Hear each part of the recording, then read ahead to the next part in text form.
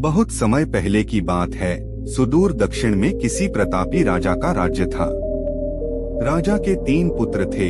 एक दिन राजा के मन में आया कि पुत्रों को कुछ ऐसी शिक्षा दी जाए कि समय आने पर वो राजकाज संभाल सके। इसी विचार के साथ राजा ने सभी पुत्रों को दरबार में बुलाया और बोला, पुत्रों, हमारे राज्य में नाशपाती का कोई वृक्ष नहीं है। मैं चाहता हूँ तुम सब 4-4 महीने के अंतराल पर इस वृक्ष की तलाश में जाओ और पता लगाओ कि वो कैसा होता है। राजा की आज्ञा पाकर तीनों पुत्र बारी बारी से गए और वापस लौट आए। सभी पुत्रों के लौट आने पर राजा ने पुनः सभी को दरबार में बुलाया और उस पेड़ के बारे में बताने को कहा। पहला पुत्र बोला, पिताजी, वह पेड़ तो बिल्कुल टेढ़ा मेढ़ा और सूखा हुआ था। नहीं, वो तो बिल्कुल हरा भरा था, लेकिन शायद उसमें कुछ कमी थी क्योंकि उस पर एक भी फल नहीं लगा था। दूसरे पुत्र ने पहले को बीच में ही रोकते हुए कहा। फिर तीसरा पुत्र बोला, भैया, लगता है आप भी कोई गलत पेड़ देख आए, क्योंकि मैंने सचमुच नाशपाती का पेड़ देखा। वो बहुत ही शानदार था और फलों से लदा पड़ा था।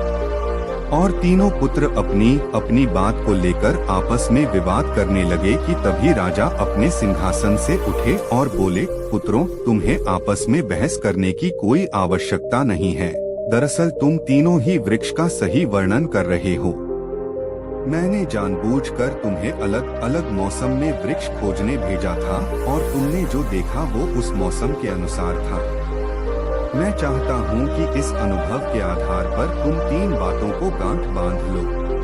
पहली, किसी चीज के बारे में सही और पूर्ण जानकारी चाहिए तो तुम्हें उसे लंबे समय तक देखना परखना चाहिए।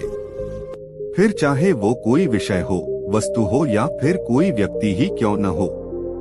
दूसरी, हर मौसम एक सा नहीं होता।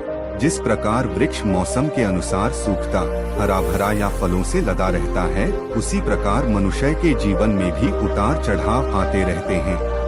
अगर तुम कभी भी बुरे दौर से गुजर रहे हो तो अपनी हिम्मत और धैर्य बनाए रखो, समय अवश्य बदलता है। और तीसरी बात, अपनी बात को ही सही मानकर उस पर अड़े मत रहो। अपना दिमाग खोलो और दूसरों के विचारों को भी जानो। यह संसार ज्ञान से भरा पड़ा है। चाह कर भी तुम अकेले सारा ज्ञान अर्जित नहीं कर सकते। इसलिए भ्रम की स्थिति में किसी ज्ञानी व्यक्ति से सलाह लेने में संकोच मत करो।